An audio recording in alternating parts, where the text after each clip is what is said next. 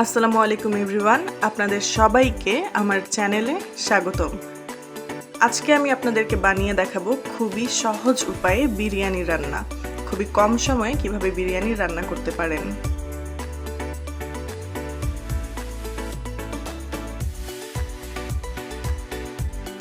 আজকের বিরিয়ানিতে কিছু গরুর কলিজাও ব্যবহার করব। আপনারা চাইলে স্কিপ করতে পারেন, আপনারা শুধু গরুর গোশত দিয়ে রান্না করতে পারেন। তো কলিজাগুলোকে প্রথমে আমি খুব সুন্দর করে ধুয়ে নিয়েছি, এবার সেটাকে সিদ্ধ করতে হবে। গরুর কলিজা অনেকে হয়তো সিদ্ধ করেন না, কিন্তু এটা জেনে নেওয়া উচিত যে গরুর কলিজাতে খুবই ময়লা থাকে, সিদ্ধ করলে সেই ময়লাগুলো বের হয়। দেখুন, এত সুন্দর করে ধুয়ে নেওয়ার পরেও এতগুলো ময়লা বেরিয়েছে।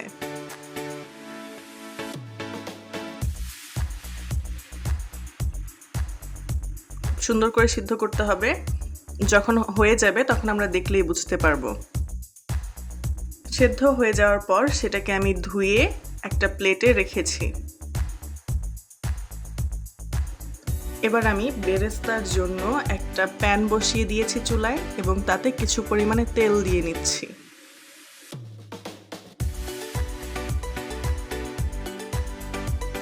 তেল যখনই গরম হবে আমি একটা দুটো পেঁয়াজ দিয়ে দেখব তেলটা গরম হয়েছে কিনা। তারপর এক বাটি পেঁয়াজ আমি গরম তেলে দিয়ে দিলাম। পেঁয়াজগুলোকে আস্তে আস্তে ভাজতে হবে। বেরেস্তা বানাতে আপনি চুলার আঁচ মাঝারি আঁচে রাখবেন এবং প্রায় 7 থেকে 8 মিনিট সময় লাগবে বেরেস্তাগুলো সুন্দর হয়ে যেতে।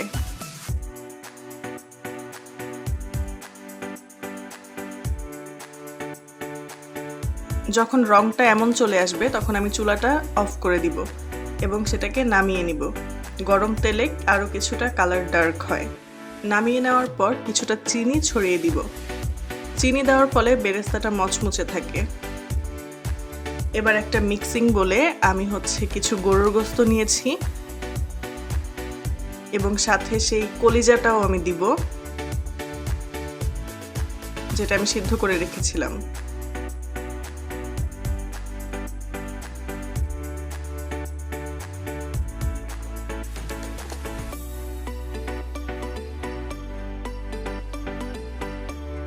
এবার একে একে আমি সব মশলা যোগ করে দিব মিশ্রণের সাথে। এখানে আমি দিয়ে দিচ্ছি আদা, রসুন এবং জিরে একসাথে বেটে রাখা পরিমাণ মতো।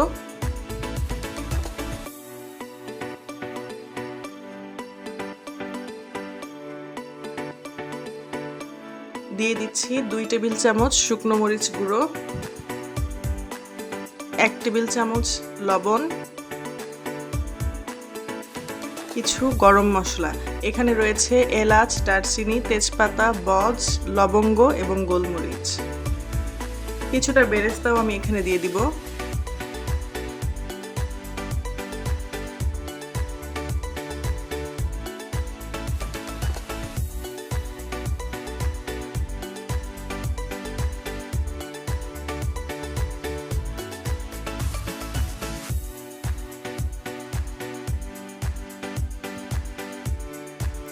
বেরেস্তা দেওয়ার পর আমি কিছুটা কাঁচা পেঁয়াজও দিয়ে দিব।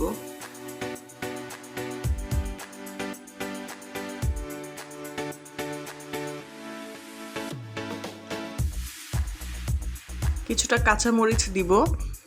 এখন আপনারা বলতে পারেন আমি শুকনো মরিচও ব্যবহার করেছি, কাঁচা মরিচও ব্যবহার করেছি। 2 ধরনের মরিচ ব্যবহারের ফলে একটা এক্সট্রা ফ্লেভার অ্যাড হবে। আবার বেরেস্তা এবং কাঁচা পেঁয়াজ দুইটা দেওয়ার জন্য খেতে খুবই ভালো লাগবে। এবার হাতের সাহায্যে খুব সুন্দর করে মিশ্রণটা রেডি করে নিব।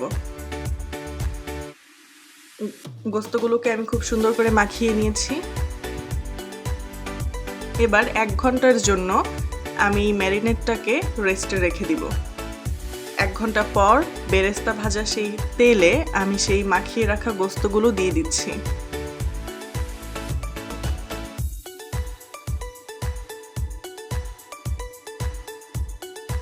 আস্তে আস্তে করে দিবেন যেন গরম তেল ছিটে হাতে না লাগে। দিয়ে দেওয়ার পর আমি নেড়ে চেড়ে দিচ্ছি। আপাতত আমি এখানে কোনো পানি দিব না, কারণ গোশত থেকে ঢেকে দেওয়ার পর এমনি কিছুটা পানি বের হবে।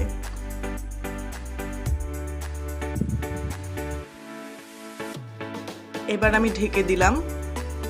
এবং ঢেকে দেওয়ার পর আমার ঢাকনাতে একটা ছোট্ট ছিদ্র রয়েছে। এই ছিদ্রটাতে আমি একটি লবঙ্গ দিয়ে দিয়েছি যেন ভেতরের কোনো ভাপ বাহিরে বের হতে না পারে। কিছুক্ষণ পর ঢাকনা তোলার পর আমি দেখতে পাচ্ছি গোস্ত থেকে কিছুটা ঝোল বের হয়েছে। এবার আমি 2 বাটি পানি দিয়ে দিলাম। খুব বেশি পানি ব্যবহার করা যাবে না। পানি দিয়ে আবারও কিছুক্ষণ নেড়ে দিব।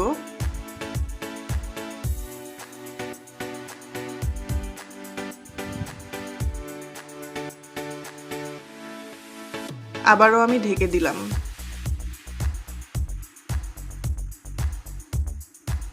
এবার একটা পাতিলে আমি কিছুটা দুধ নিয়েছি।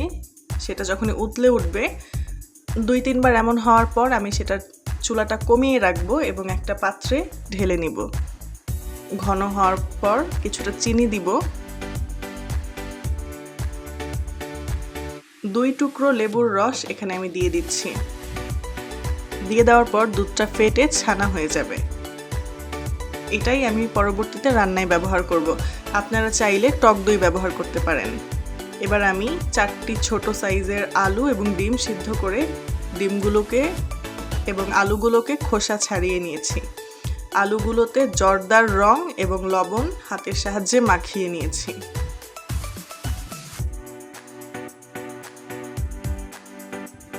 এবার সেগুলোকে আমার ভাজতে হবে।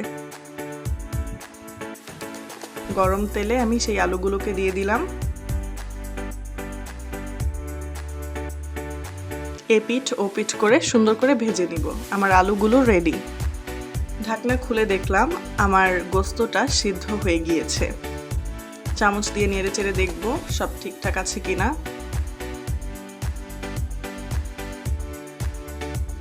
ঝোলটাও বেশ গাঢ় হয়ে গিয়েছে। এই পর্যায়ে আমি রাঁধুনি রেডিমিক্স বিরিয়ানি মশলার অর্ধেকটা এখানে দিয়ে দিলাম।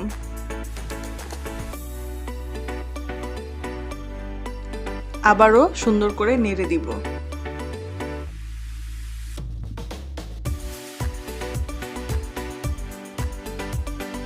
বানিয়ে রাখা সেই দুধের মিশ্রণ থেকে কিছুটা আমি এখানে দিয়ে দিলাম। বাকিটা আমি পরবর্তীতে ব্যবহার করব। এবার সবগুলো উপকরণ খুব সুন্দর করে নেড়ে চেড়ে দিব এবং আবারও ঢাকনা দিয়ে ঢেকে রাখবো।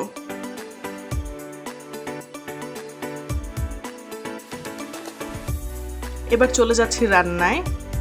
গরম তেলে পেঁয়াজ দিয়ে দিলাম 1 বাটি। পেঁয়াজগুলো ভাজা হতেই আমি সেখানে চাল দিয়ে দিলাম।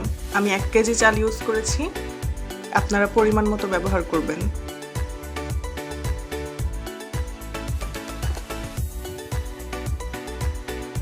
সেই বাকি দুধের মিশ্রণটুকু দিয়ে দিলাম। এবার খুব সুন্দর করে নেড়ে নিব। চালটাকে 5 থেকে 6 মিনিট আমি ভাজবো এভাবে। এবার সেখানে আমি গরম পানি দিয়ে দিচ্ছি পরিমাণ মতো। আপনারা কাঁচা পানি ব্যবহার করবেন না, সেক্ষেত্রে পোলাওটা বা বিরিয়ানিটা ঝরঝরা হবে না, নরম হয়ে যাবে। ঢেকে দিলাম।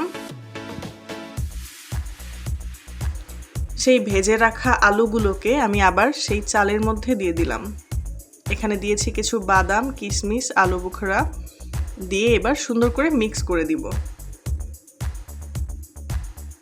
এবার দিয়ে দিচ্ছি সেই রেডি করে রাখা গোস্তটা দিয়ে চালের সাথে খুব সুন্দর করে নেড়ে দিতে হবে। কাঠের কোনো কিছুর সাহায্যে আস্তে করে নাড়তে হবে। খুব বেশি নাড়া দেওয়া যাবে না, যেন হচ্ছে চালগুলো না ভাঙে।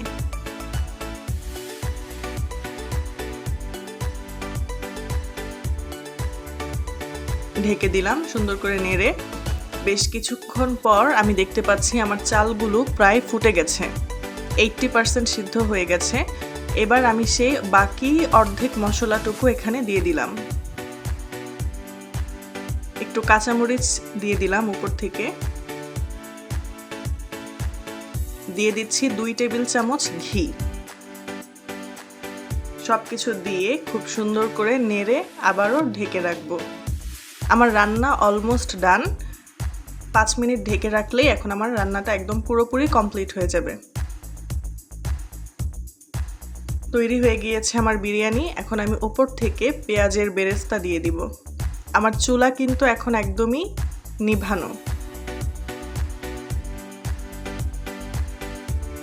দিয়ে দিচ্ছি বেরেস্তাগুলো। বেরেস্তা দিয়ে আমি কিছুক্ষণ ঢেকে রাখলাম এবং আমার রান্না একদমই শেষ। খুবই সহজ উপায়ে তৈরি হয়ে গেল। আমার রান্নাটি যদি আপনাদের ভালো লেগে থাকে তাহলে অবশ্যই আমার চ্যানেলটি সাবস্ক্রাইব করে পাশে থাকবেন নতুন নতুন রান্নার জন্য।